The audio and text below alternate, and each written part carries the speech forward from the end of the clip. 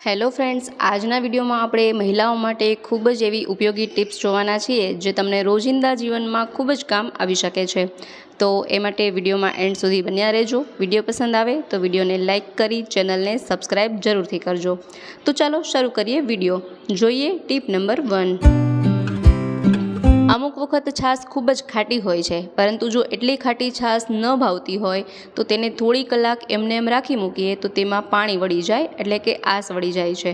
હવે આ પાણીને કાઢી લેવાનું છે, જેથી છાશની ખટાશ ઓછી થઈ જશે। અને જો છાશ ઘાટી હોય તો તમે આમાં વધુ પાણી ઉમેરી શકો છો। હવે આ જે આસ કાઢેલી છે તેને પણ આપણે ફેંકવાની નથી। આ ખાટી આસથી તમે તાંબા પિત્તળના વાસણ સાફ કરી શકો છો। જી હા, તાંબા પિત્તળના વાસણ જો કાળા પડી ગયા હોય તો આ છાશમાંથી કાઢેલી આસથી સાફ કરવાથી વાસણ એકદમ ચમકવા લાગશે, એકદમ નવા જેવા બની જાય છે। તો આ ટીપ જરૂરથી ટ્રાય કરજો। જો આ રીતે છાશમાંથી આસ નીકળી હોય તો આ વાસણને સાફ કરી જોજો। એ સિવાય ચાંદીના દાગીના કાળા પડી ગયા હોય તો તેને પણ આ આસમાં આખી રાત પલાળીને રાખવામાં આવે તો તે પણ એકદમ ચમકદાર નવા જેવા બની જાય છે। ત્યાર પછી જોઈએ ટીપ નંબર 2। ઘણી વખત દૂધને ગરમ કરતાં ભૂલાઈ જાય છે, તો આપણને એવું થાય કે દૂધ ગરમ કરીશું તો તે બગડી જશે। જો એવું થાય તો એ માટે આઈડિયા કરી શકાય। એ માટે અહીં આપણે 4 થી 5 એલચી લેવાની છે અને એ એલચીને આ ગરમ કર્યા વગરના દૂધમાં રાખી મૂકીએ। ત્યાર પછી આપણે દૂધને ધીમી આંચ પર ગરમ કરવાનું છે। તો તમે જોઈ શકશો કે આ લાંબા સમય સુધી જો એમને એમ દૂધ પડ્યું હશે ને તો પણ તે બગડશે નહીં અને સરસ રીતે તેમાં ઉભરો આવે છે અને દૂધને બગડતા બચાવી શકાય છે। હવે જોઈએ નેક્સ્ટ ટીપ। તો ઘણાના ઘરમાં આવા પ્લાસ્ટિકના તેલના ખાલી કેન પડ્યા હોય છે, તો એનો પણ સારો એવો ઉપયોગ કરી શકાય। તો અહીં એક ચાકુને ગરમ કરી અને આ કેનમાં આ ઢાંકણમાં આ રીતે કાણા પાડી લેવાના છે અથવા તો ચેકા પાડી લેવાના છે। ત્યાર પછી ઢાંકણ ખોલી અને હવે એ કેનમાં થોડું પાણી ભરી લેવાનું છે। પછી ઢાંકણ બંધ કરી દઈએ અને આ કેનની મદદથી ફૂલ છોડને પાણી પીવડાવી શકાય છે, જેથી આ પ્લાસ્ટિક કેનનો પણ ઉપયોગ થઈ જાય અને સરસ રીતે બધા જ ફૂલ છોડમાં સરસ રીતે પાણી પીવડાવી શકાય છે। તો આ પણ એક ખૂબ જ બેસ્ટ એવો આઈડિયા છે।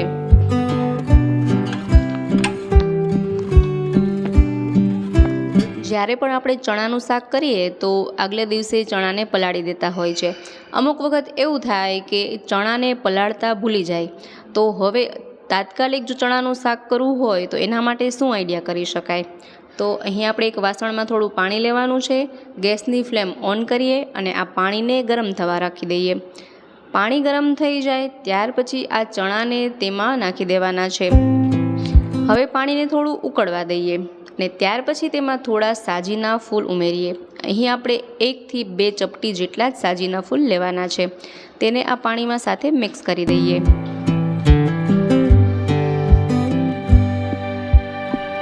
આ રીતે સારી રીતે મિક્સ કર્યા પછી તેના પર એક વાસણ ઢાંકી દેવાનું છે અને તેને 1 કલાક સુધી એમને એમ રહેવા દઈએ।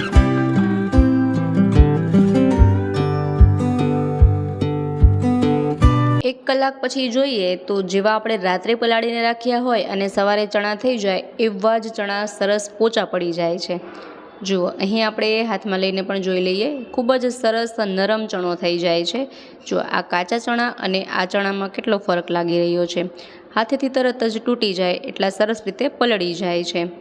તો આ બેસ્ટ ઓપ્શન છે જ્યારે રાત્રે ચણા પલાળતા ભૂલી જાય, બીજે દિવસે શાક બનાવવાનું હોય તો આ રીતે તમે ઉપાય કરી શકો। અને ચાલો તેને બાફીને પણ જોઈ લઈએ। કુકર લઈએ અને કુકરમાં બધા જ ચણા ઉમેરી દઈએ। સાથે અહીં મેં 2 થી 3 બટેટા પણ લીધેલા છે। તો ફક્ત 4 સીટીમાં આ ચણા સરસ પાકી જાય છે। ત્યાર પછી થોડું પાણી ઉમેરી અને થોડું તેમાં મીઠું ઉમેરીએ અને કુકરનું ઢાંકણ બંધ કરી ગેસની ફ્લેમ ઓન કરી અહીં આપણે 4 વિસલ કરી લેવાની છે। 4 વિસલ પછી તમે જોઈ શકો છો કે અહીં ચણા અને બટેટા બંને ખૂબ જ સરસ રીતે બફાઈ ગયા છે। જુઓ, એકદમ નરમ થઈ ગયા છે ને? ખૂબ જ સરસ અને બેસ્ટ આઈડિયા। એ પછી આઈડિયાની વાત કરીએ તો જ્યારે આપણે કઠોળ વગેરે કુકરમાં પલાળીએ તો કુકર એકદમ કાળું થઈ જાય છે, આ રીતે થઈ જતું હોય છે। તો હવે આવા કુકરને કઈ રીતે સાફ કરી શકાય? તેના માટે અહીં આપણે કુકરમાં 1 ગ્લાસ જેટલું પાણી ઉમેરીશું। ત્યાર પછી અહીં મેં લીંબુ લીધેલું છે. જ્યારે અમુક લીંબુ સુકાઈ જાય તો તેને ફેંકવાના બદલે તમે આ ઉપાય કરી શકો. આ લીંબુના ટુકડા કરી અને આ કુકરમાં ઉમેરી દઈએ. અહીં લીંબુના છોતરા હોય તો પણ ચાલે, વિનેગર પણ ચાલે. હવે કુકરનું ઢાંકણ બંધ કરી ગેસની ફ્લેમ ઓન કરી અને કુકરમાં 4 થી 5 વિસલ થવા દઈએ. તો અહીં 4 થી 5 વિસલ થતાં તમે જોઈ શકશો કે તેમાં આજુબાજુ જે પણ ગંદકી હતી તે બધી જ તે પાણીમાં નીકળી જાય છે. અહીં પાણી ખૂબ જ ગરમ છે એટલા માટે તરત આપણે સિંકમાં નહીં ફેંકીએ, એક અલગ વાસણમાં કાઢી લીધું છે. ત્યાર પછી કુકરને ધોઈ નાખીએ. જુઓ તમે અહીં જોઈ શકો છો કેટલું ગંદુ કાળું થઈ ગયેલું કુકર હતું તે પણ આ લીંબુના લીધે તરત જ સાફ થઈ જાય છે. એ પછી જે રીતે આપણે વાસણ સાફ કરતા હોય એ રીતે સાફ કરી લેવાનું, તો તેનાથી પણ વધારે ચમક આવી જશે. હવે જોઈએ નેક્સ્ટ આઈડિયા. તો ઘણી વખત આપણી બેડશીટ હોય તે ખરાબ થઈ જાય, પરંતુ જે તકિયાના કવર હોય તે તેવાને તેવા જ હોય છે. તો આ એક્સ્ટ્રા પડેલા તકિયાના કવરનો શું ઉપયોગ કરી શકાય? તો તેના માટે અહીં મેં એક્સ્ટ્રા તકિયાનું કવર લીધેલું છે અને બેડશીટ અને કવર જે હોય તે લીધેલા છે. તો આપણે જે રેગ્યુલર વાપરતા હોય અથવા નવા પણ કોઈ પણ બેડશીટ કવર હોય તે બધા જ બેડશીટને આપણે સાચવી અને આ જૂના કવરમાં ભરીને રાખી શકાય છે, જેથી કે ફરી આપણે જ્યારે બેડશીટ બદલવાની હોય તો આપણે તેને ગોતવાની જરૂર ન પડે અને એક જ જૂના કવરમાં બધી જ બેડશીટ સાથે જ સચવાઈને રહી જશે. એ જ રીતે તમે સાડીને સાચવીને રાખી શકો છો, અથવા તો કોઈ પણ એ રીતના કપડાં હોય, શિયાળાના કપડાં હોય તે પણ સાચવીને રાખી શકાય છે.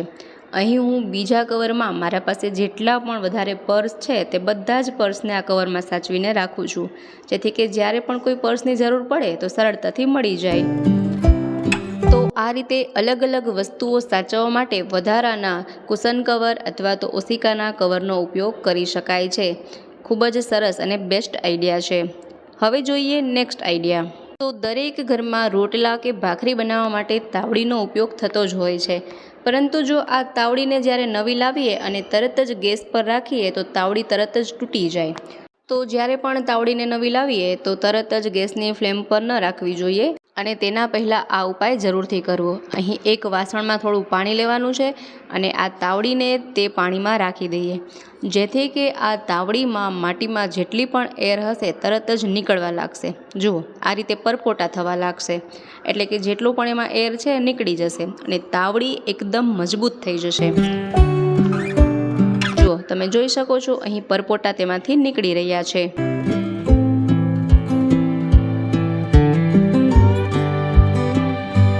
જ્યાં સુધી આ તાવડીમાંથી પરપોટા નીકળે ત્યાં સુધી આ તાવડીને પાણીમાંથી કાઢવાની નથી. જુઓ અહીં હજુ પણ તેમાંથી પરપોટા થઈ રહ્યા છે. જો આ તાવડીને તરત જ ગેસની ફ્લેમ ઓન કરી અને રાખીએ તો તાવડીના તરત જ 2 ટુકડા થઈ જાય. આ રીતે તાવડી પાણીમાં રાખશો તો તાવડી ખૂબ જ મજબૂત બની જશે, જલ્દીથી તે તૂટશે જ નહીં. પરપોટા થતાં બંધ થઈ જાય ત્યાર પછી પાણીમાંથી તાવડીને કાઢી લેવાની છે અને તેને થોડીવાર એમને એમ રહેવા દઈએ. તો ગેસ પર રસોઈ કરવા માટે કઈ તાવડીને સારી ગણી શકાય? તો આ જે કાણાવાળી તાવડી આવે તે ગેસ પર રસોઈ કરવા માટે હોય છે, જેથી કે સરસ તેમાં તાપ લાગી શકે. અને જો ચૂલા પર રસોઈ કરતા હોય તો ચૂલાનો તાપ વધારે હોય તો કાણા વગરની જે તાવડી હોય તેનો ઉપયોગ કરવો જોઈએ, જેથી કે તેમાં તાવડીમાં રોટલા તે બળી ન જાય. અને ગેસ પર રસોઈ કરતા હોય તો કાણાવાળી તાવડી લેવી જોઈએ. અને જૂની તાવડીની વાત કરીએ તો અમુક વખત રોટલા કે કંઈ બળી જાય તો તેમાં આ રીતે પોપડી લાગી જાય અથવા તો તે દાજ લાગી જતી હોય, જેને આપણે સહેલાઈથી કાઢી ન શકાય, તાવડી તૂટી જવાની બીક રહે.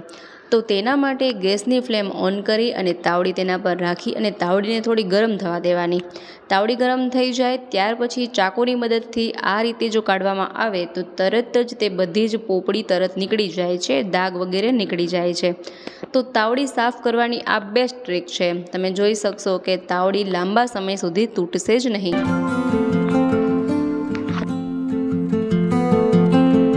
શિયાળાની શરૂઆત થતાં જ દરેક ઘરમાં શરદી, ઉધરસ, તાવ, ગળું બળવું જેવી સમસ્યા થતી હોય છે.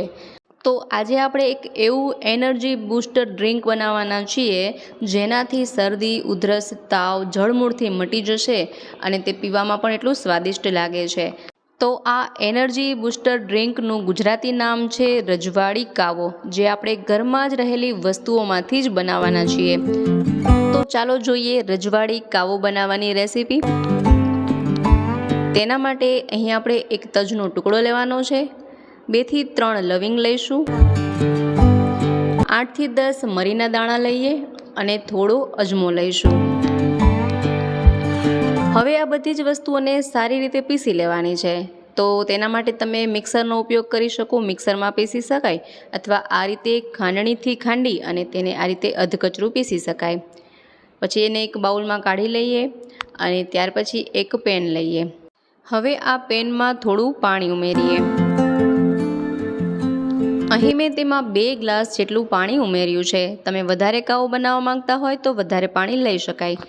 ત્યાર પછી ગેસની ફ્લેમ ઓન કરી આ પાણીને ગરમ થવા રાખીએ। પાણી ઉકળવા લાગે, ગરમ થઈ જાય ત્યાર પછી આપણે જે પીસેલી વસ્તુ છે તે બધી વસ્તુને આમાં મિક્સ કરી દેવાની છે। ત્યાર પછી અહીં મેં આદુનો રસ લીધેલો છે। તમારા પાસે આદુનો રસ ન હોય તો તમે આદુને ખમણીને પણ તેમાં એડ કરી શકો, આદુના ટુકડા કરીને પણ ઉમેરી શકાય। ત્યાર પછી અહીં આપણે લઈશું સૂંઠ પાવડર। આ આદુનો રસ, સૂંઠ પાવડર બધું જ ઘરે કઈ રીતે બનાવી શકાય એ દરેક આઈડિયાઝ પણ આપણે ચેનલ પર શેર કરેલા છે। એ ન જોયા હોય તો ચેનલ પર જઈ જોઈ શકો છો। ત્યાર પછી અહીં મેં ફુદીનાનો પાવડર લીધેલો છે, તેને પણ ઉમેરીએ। અહીં તમે સૂંઠ પાવડર, આદુને ક્રશ કરીને અને ફુદીનાના પાન પણ ઉમેરી શકો છો। ત્યાર પછી તેમાં થોડું મીઠું ઉમેરીએ અને થોડું સંચર ઉમેરીએ। સાથે જ અહીં અડધી ચમચી શેકેલા જીરુંનો પાવડર પણ તેમાં ઉમેરીએ। અહીં તમે તુલસીના પાન પણ ઉમેરી શકો છો। બધી જ વસ્તુઓને સારી રીતે મિક્સ કરી લેવાની છે અને તેને ખૂબ જ ઉકળવા દેવાની છે। જેટલું વધારે ઉકળશે તેટલો જ કાવાનો ટેસ્ટ ખૂબ જ સરસ બેસ્ટ આવશે।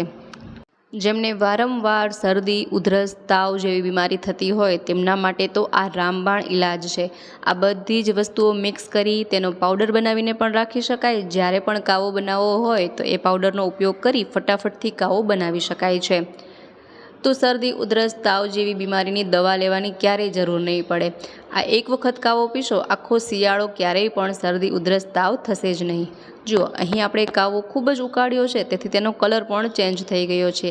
આ રીતે બ્રાઉન કલરનો કાવો થઈ જાય ત્યાં સુધી ઉકાળવાનો છે। હવે તેમાં અડધા લીંબુનો રસ ઉમેરીએ।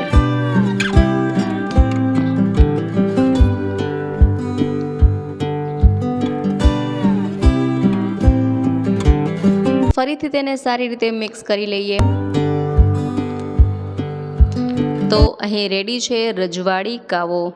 ત્યાર પછી આ કાવો ગરમા ગરમ જ સર્વ કરીએ। ખૂબ જ ટેસ્ટી પણ લાગે છે અને બીમારીઓ પણ ભગાડી દે છે।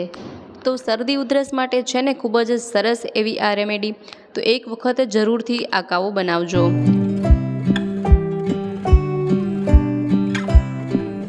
તો મિત્રો આશા રાખું છું આજનો વિડીયો તમને ખૂબ જ પસંદ આવ્યો હશે, સાથે ઉપયોગી પણ રહ્યો હશે। વિડીયો પસંદ આવ્યો હોય તો વિડીયોને લાઇક કરજો, શેર કરજો, તેમજ અમારી ચેનલ પર નવા હોય, પહેલીવાર ચેનલ પર વિઝિટ કરી રહ્યા હોય તો ચેનલને સબસ્ક્રાઈબ જરૂરથી કરજો। ફરી મળીશું નવા વિડીયોમાં નવા જ આઈડિયાઝ સાથે। ત્યાં સુધી જોતા રહેજો આપણી ચેનલ બી ક્રિએટિવ।